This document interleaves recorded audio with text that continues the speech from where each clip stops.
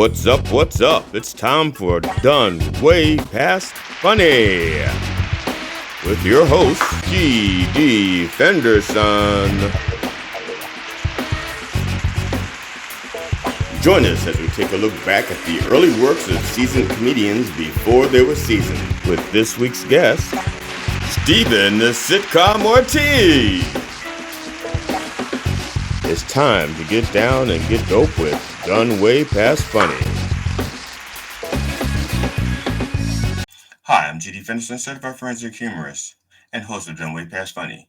Thank you for joining us as we continue our interview with comedian Stephen the Sitcom Ortiz. Enjoy.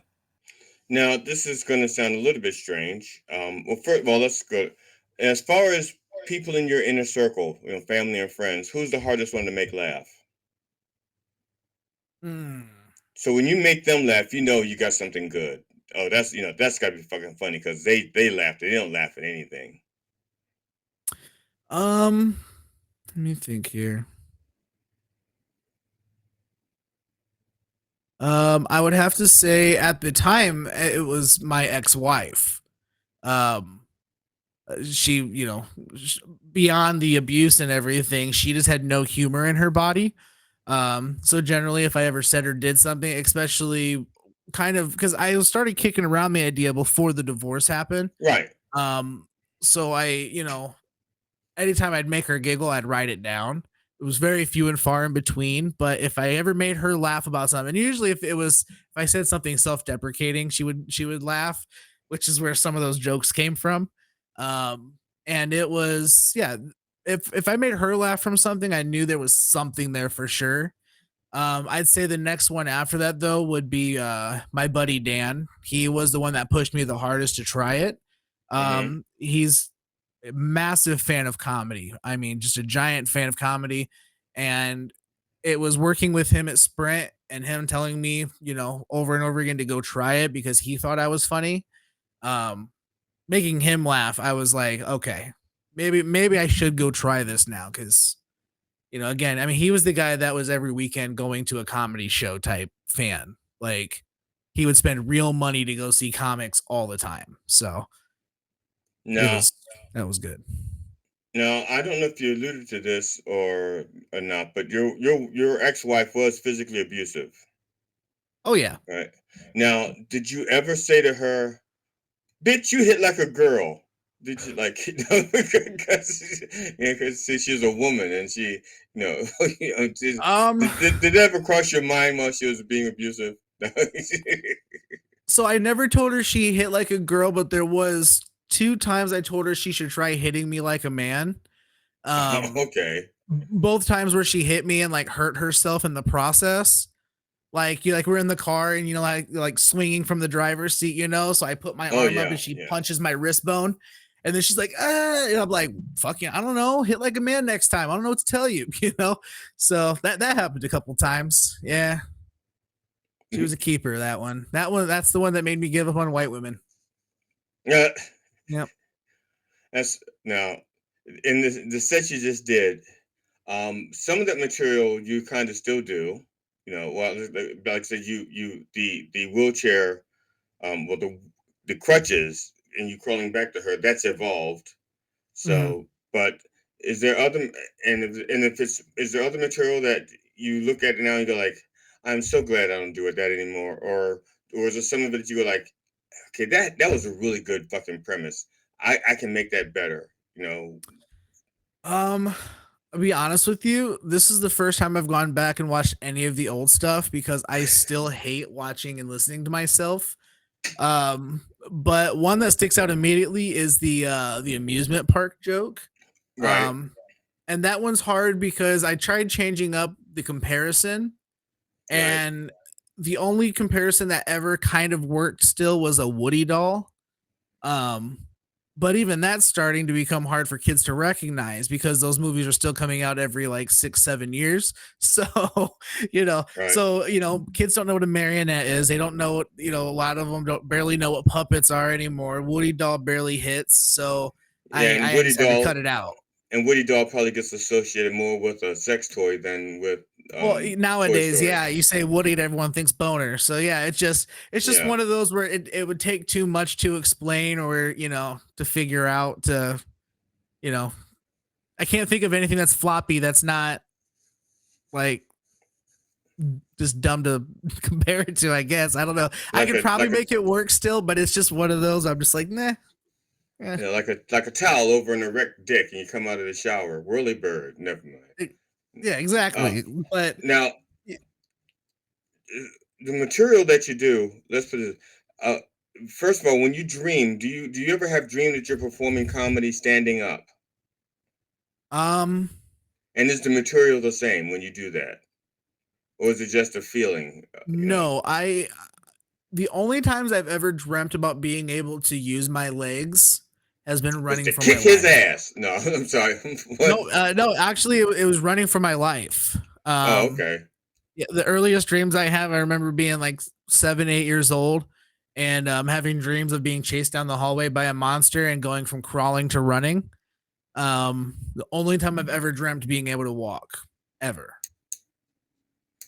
Now, as far as the business of comedy goes, when you Hmm. first started doing comedy, the way you thought of comedy then, and now that you've been in it for a while, how has that changed? How does your perspective of the business of comedy change since you've been doing it from when you started to now? Um, well, I think the biggest things that change are the perception of what it takes to do comedy is the Right, first thing. When you see it as a regular person, you just think, oh, anybody can go up there and just say funny things. right. And then till you go up there. So that's one thing that changed because that obviously changes how you write your jokes, how you write your material, how maybe how you perceive a situation to make a bit out of it later.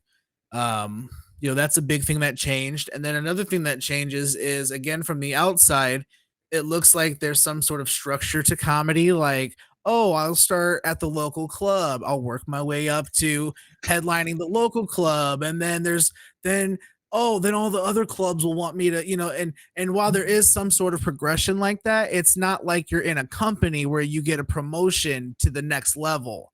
It can Right, take you 5 years to go from open mic to opener, but then it may only take you 2 years to go from opener to a feature, or vice versa. Like everybody's different. So from the outside, you think, oh man, there's some sort of structure. I can do that, to holy fuck, you have to pretty much progress in a way where you decide when you go, but also the audience and the bookers decide when you go.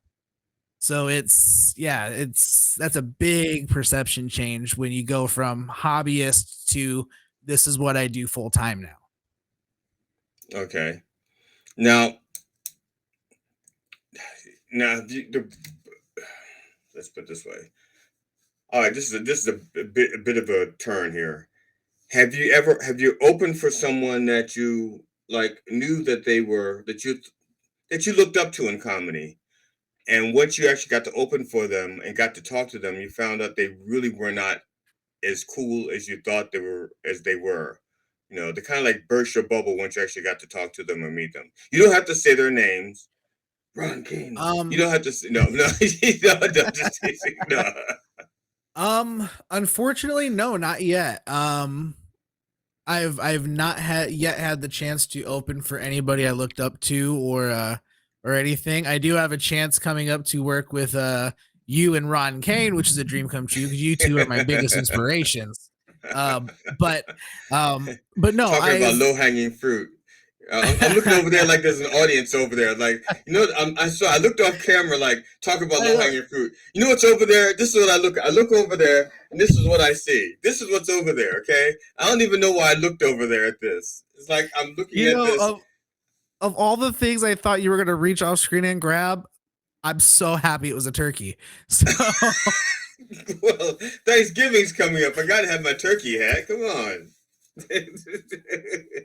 oh wow, and of course on this screen it looks like you have a pair of tits on your head now. Yes, yes, that's it. I found it. I figured it out because I'd never worn it on like a call before, and well, actually, I didn't wear it. The Reverend wore it last Sunday, and he put it on, and immediately he said, "Oh shit, these are tits." It started like a little strip tease dance, like dun dun dun dun dun dun dun. So that's that's what I was That's looking at. awesome. I don't have an audience over there. I don't know why I looked over there, but that's what I looked at. Oh man, that's good. But I didn't mean to no, cut I you off. You're no, talking you're about good. I just I haven't had a chance to open for anybody I look up to yet. There's some folks I'd like to perform with, which legitimately you and Ron are on that list. Um, I would love to work with I don't know. I feel like I'm kind of like just a regular guy but just in a wheelchair. It's kind of hard to explain, you know? Like I don't necessarily feel like I would fit in well with like just a whole group of other like handicap comics per se. Um I'm not like the average jock because I like sports, but not to the extreme that some would think, you know. So I don't know. There's just like I feel like I might jive well with Kevin James. I might jive well with Shane Gillis, um, people like that. Just kind of the normal guys that are just funny. I guess that if that makes sense. okay, yeah. It did make sense until you said Kevin James. I don't. I'm just teasing. No, Well, I'm I just just teasing. because when I think of like a Actually, normal I guy just said that comic, no matter who you said, no matter who you said, the last name you said would have been the one I picked on. I that's mean, fair. That's fair. you could have said da da da da da da da Dave Chappelle, and I'm going like, yeah, well, okay, up until you said Dave Chappelle. See, and it doesn't matter who you said last. That's the one I Now, was going see, to make fun I of. could be super cocky and be like, man, I'd love to open for Dave Chappelle or Kevin Hart or, you name them. Great. But the thing is I'm a realist and I don't think I'm to that level where I would be an addition to somebody of that magnitude per se. It's But funny because I don't know if this is a defect of mine then, because I honestly don't care if I ever open for people like that. I honestly think about whether or not I want them to open for me. That well, is and honestly that is well, honestly I mean, and that's just how I think. It's not even that I think I'm that great. Okay, I'm not saying I'm the funniest. I'm not. I'm my favorite comedian, but not because I'm the best. I'm my favorite comedian because I relate to me the best. And those are the comedians I find funny, the nothing. ones I relate to. Yeah, There's no comedian I relate to more than me. So that is I love fair. me. I love me. That's Now I'm fair. not saying I'm the And best see, because yeah. hey, there's nothing wrong with that, man. Like I'm in therapy to learn to love me for that exact reason, Yeah. Because, but no, I like to think of myself as a realist. Like I believe in the power of hard work and doing the work and putting in the time. And like for example, if you were to ask me, do I think I'm worth money to see? I do. Do I think I'm worth making a headliner at this moment? No, I don't. Um, but do I think I'm good enough where if I can come into a full room that I can utilize that full room? Absolutely. I will make laughs. I will make sure that that crowd is ready to go for the headliner. There's not going to be an issue. You know what I'm saying? So I'm a realist, but I also know I think I know my value and my worth and where I'm at currently. Now I this is slightly off topic, but I like I said, there's not many people that I'm like in awe of. I'm just not. I guess I'm just old and tainted. And also I never expect to be famous. Again, I'm old and tainted. But I was watching this series about black comedy in America, and they were talking about Def Comedy Jam, Hmm. and this was back in the '90s. And one of the things about Def Comedy Jam was that almost all of the comedians, aside from the fact that a lot of them are just really fucking good, they were just all over the top. They're just like way over the fucking top. And that's not me. I'm not an over the top kind of guy. So I know I would not have done well on Def Comedy Jam. Right. You know, I mean, I have moments of over the top, but my style is not over the top. My style is more of a roller coaster. I'm erudite. I take you up a hill, I set you up, and then we go for a little ride. Then I set you up and go, and then we go for another little ride. It's an experience. It's not like 3 minutes of jokes. Like I said, I would have been terrible, maybe on Def Comedy Jam. I think if somebody told me I was doing Def Comedy Jam, to salvage myself, I probably would have done a parody, a song parody or something like that, and of some rap song or something. I'd have just had like Kid Capri. I'd had Kid Capri play some beat for me, and then I would have done like a parody of a rap song, and that's probably how I would have pandered to them. Other because if I did my regular stuff, I think I'd have been kicked off the stage. Oh man. Are there like venues and stuff that you think of like you're like I mean I said, well, first of all, did you watch it? Did you watch that Black Comedy in America? And why not, you racist fuck? No, I'm just teasing. No. So I haven't seen that, but I do remember seeing Def Jam comedy growing up, and I always enjoyed it. While don't get me wrong, the style of comedy I enjoy isn't exactly the kind of that screaming the whole time. Right. Which is what a lot of it was. I mean, Chris Rock's Yes. the perfect example. Kevin Hart is one today that still does it. Wait a minute. Chappelle, Whoa. Chappelle Kevin Hart is used still to a doing little comedy? bit. Kevin Yeah, Hart's still here doing and there. comedy? Oh I, yeah, a little bit, I, a little bit. I thought he just did commercials. I thought he did unfunny commercials. You mean he's still doing unfunny stand up too? No, let me Yes, stop. yes. Oh, don't get listen. I'm not a Kevin Hart fan either. I don't like I said. It's not my style of comedy. I need more than just screaming at the top of your lungs about like your life stories. I need more than that. So, um, yeah. But that being said, though, I still enjoyed it. I mean, when you're 7, 8, 9 years old, and you're seeing people on screen you're seeing adults running around on screen acting a fool, and they're using all these words that you've never heard before, and you're like, oh my god, this is great. And then you say Mhm. the N word the first time and everyone's like, whoa, so yeah, it's just it's one of those things. Now, do your kids think you're funny? um they're still little. No, let me take that back. Well, My not all of 13 them. year old no. One of your kids is like getting ready to Yeah, start driving in the next 3 or 4 years. yeah, my 13-year-old absolutely not. My 5 and 6-year-old still no. Your wife, though. Does your wife think you're funny? Sometimes, Who's her sometimes, favorite but comedian? Who's her favorite comedian? oh man, it's oh, hold on, he's coming to Summit City Comedy Club actually this week. It's not me, I can tell you that. No, It's that's I'm not my wife's favorite comedian either. yeah, no, it's not me. It's let me see here. He's a TikTok comedian, so that's not a shocker. Oh, Jeff or Curry. Okay, I don't know the name, but now are you going to go with her to that show? Are y'all going to go to that show?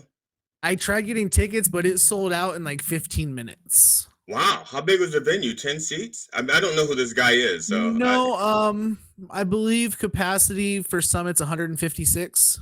damn. Okay, I haven't I haven't had a sellout crowd since literally my first DVD. My first DVD, I had a sellout crowd. The place, little standing room only. But after that, you know, Yeah. Well, most of my fans, yeah. Go ahead. he's a TikTok comic. I mean, he's not a TikTok comic. He's a real stand-up comic. Let me start there. He's not a guy that started on TikTok. He's definitely Okay. a real stand-up comedian. But I think a lot of his newer fans, including my wife, discovered him on TikTok and Reels. Because he's one of those comics that he does like a regular set, but then he does like crowd work at the end, and a lot of the clips are his crowd work. So it's Okay. funny, it's crowd work, it's kind of like Matt Ryan, just not as cute, or whatever it is my wife says. But yeah, it's he's funny. I would definitely go to the show for sure. Yeah. Now there's and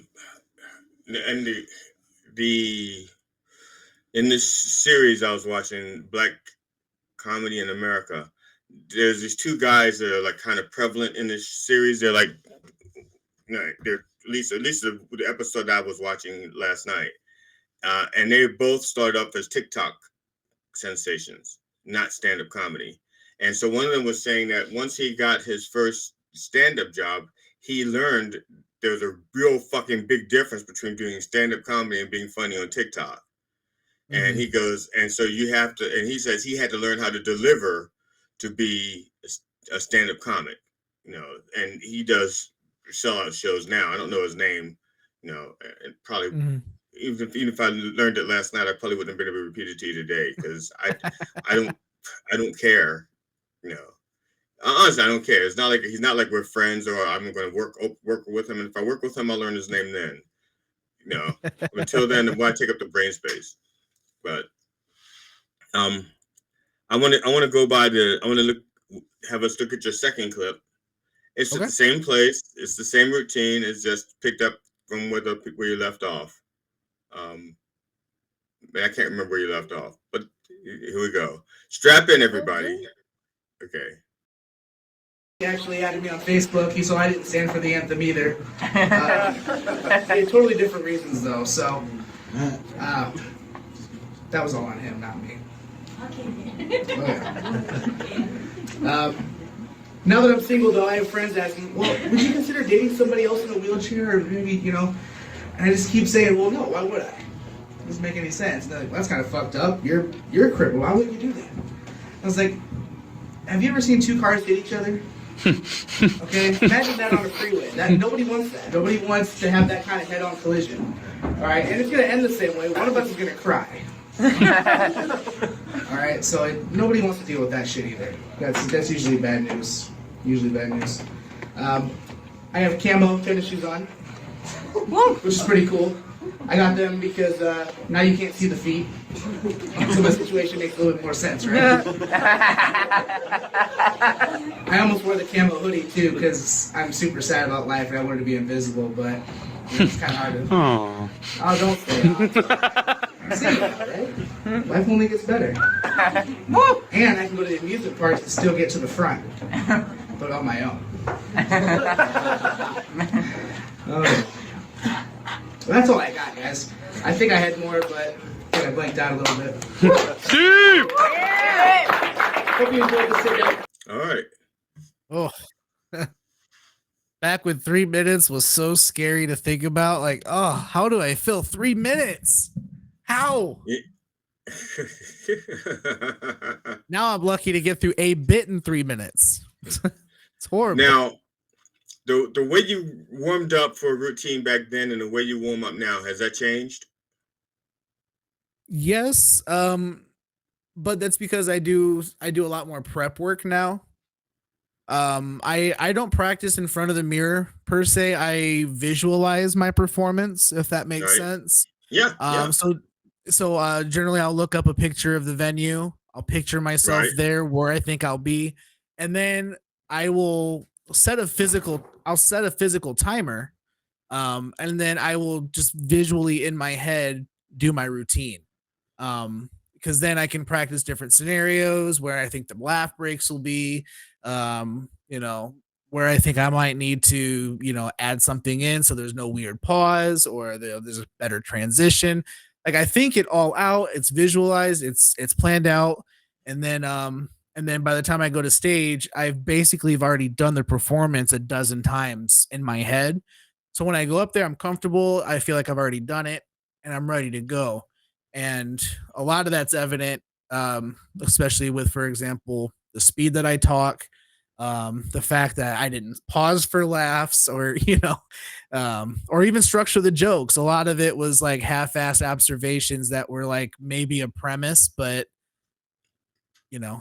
turned into something, I guess. But again, that was literally day zero almost of stand-up versus 7 years in. So Now actually my prep is I have a few ways of prepping, but one of the things I do is just like you talk about. I get a picture of the stage. If I can't physically go there, if it's close, but if it's within an hour drive of my house or 90 minutes, I will physically drive there the week before to check out the venue, the audience energy and stuff like that. And I'll try to get there before the show even starts.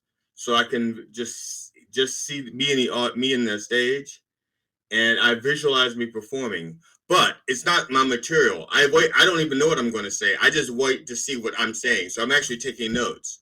It's like I'm watching me for the first time. It's like, because I've had new material literally come to me while I'm watching it like, shit, I get that's new material funny. the same way.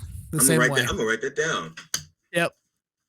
And it Yeah, almost never absolutely. fails. It almost never fails. Like I could almost do it the way I imagined it, and it's like, bam, it just works Well, so fucking well.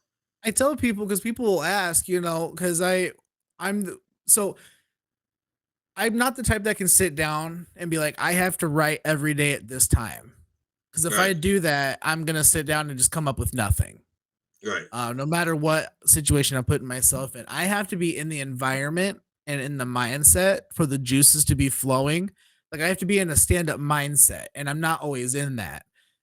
So whether it's watching stand up, whether it's going to open mic, um, just once I'm in once I'm there and or around it and I'm absorbing it and and it's doing its thing, then I can kind of start zoning out and I start picturing myself performing. And then that's when the bits will start coming, because then I'll start, I'll be like, man, what if I talked about what happened today at open mic next week? And, I start piecing it together little by little and then something comes from it.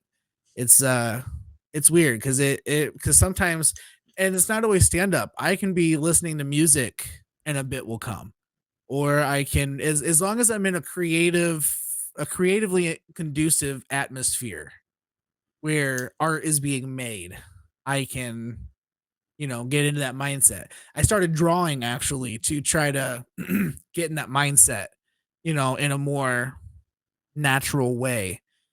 Because as I'm sure any entertainer is concerned with, I don't like to surround myself with other people doing their material because right, I don't want it to influence my material. right. Because my goal is to try to zone out and picture myself doing it, not to hear that material and then it influence my material. So that's where the drawing has come up, and just different creative things to get the juices flowing, and it works out well actually. So Yeah, not that upset with works it. very well. I know that works very well for me. Now, your wife is again. I'm not asking something. Okay, for those of you who don't realize it, Stephen and I, even though we've never met in the flesh, we've worked together for quite a few months on Coffee with the Dog. I'm just talking. I'm talking to the lamp now. The Yep. turkey's not there Okay. anymore. So, and I'm going to talk about things that I know that he knows, but I'm going to say it in a way that hopefully it makes sense to you. Okay, I've explained it to him now. So your wife was Puerto Rican. Correct. Is, is she bilingual? Kind of. Which kind? Um. So she speaks what she calls Spanglish. Okay. So she can understand Spanish fairly well. She can speak enough to carry a simple to medium strength conversation. She couldn't sit there and talk about your life story in Spanish, but she Hmm. could tell you how to find something in a grocery store, if that makes Okay, sense. so she couldn't go to like a Spanish only comedy club and hear No. the routine and go like, "Oh, I get that," and then explain it to you. No, like she doesn't know enough to where like she couldn't work on a Spanish helpline, for example. Okay. Yeah, A if Spanish suicide hotline. Shit. I honestly didn't notice what they were talking about. what does huevos mean? I don't understand. But yeah, exactly. She understands more than she can speak. Okay, yeah, that's okay. Now, have you ever been in an argument with your wife and she says something or something just triggers you and it's just so fucking funny in an argument, and if I get this moment, it's going to be golden on stage. Have you ever had that moment? When the moment comes, do you stop the fight so you can write it down, or do you give up the fight so it ends quicker so that you can go write it down? I mean, how do you handle it? What do you do?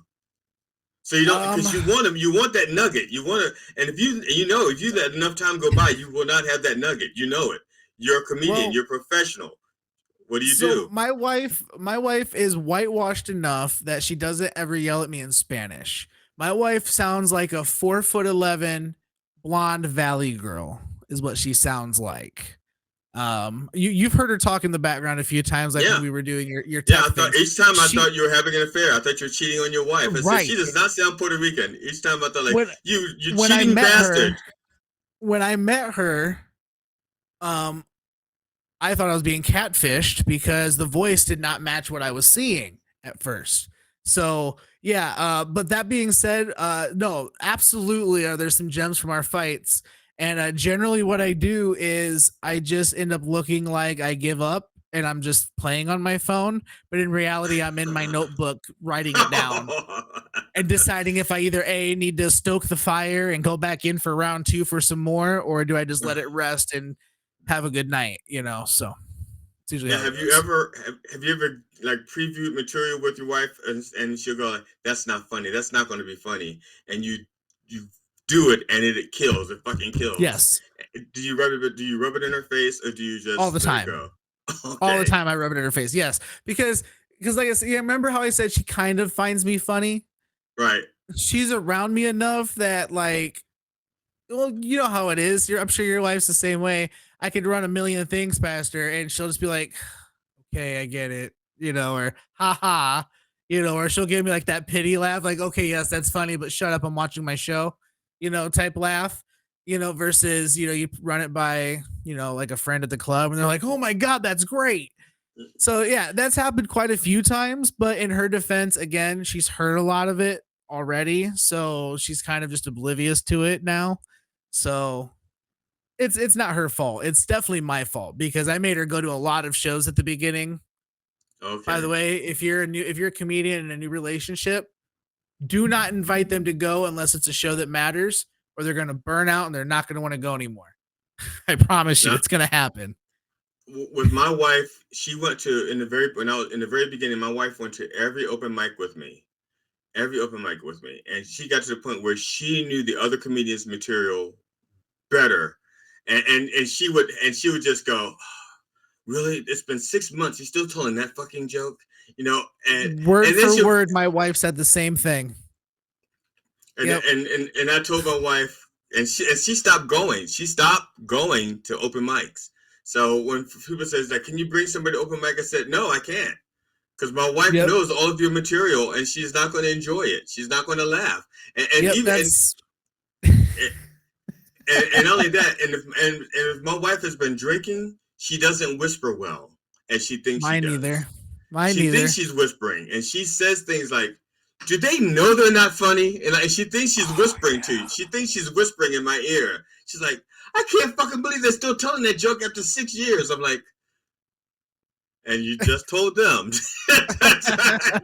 Yeah, No. no, my wife, that word for word, that's the that's the reason she doesn't, because the open mics was kind of her way to get out of the house with me, like so the Right. kids could be babysat. But it got to the point where she was like, she go like word for, she goes, "Honey, you're hilarious and I love you. But if I have to hear such and such person talk about her vagina again, or such and such talk about his dead grandma on the shelf again, I'm going to pull my fucking hair out." I'm like, "Honey, I totally get it. You're right. I don't even like hearing it anymore, but it's an occupational hazard. You don't have to go. I understand." So, same thing. Can you bring somebody? No. Nope. Got nothing. So, No. Hi, I'm GD Fenderson, Certified Forensic Humorist, and host of Dumb Way Past Funny. Thank you for watching this portion of our interview with Stephen the Sitcom Ortiz. Please join us for our conclusion, and when you do, bring a friend.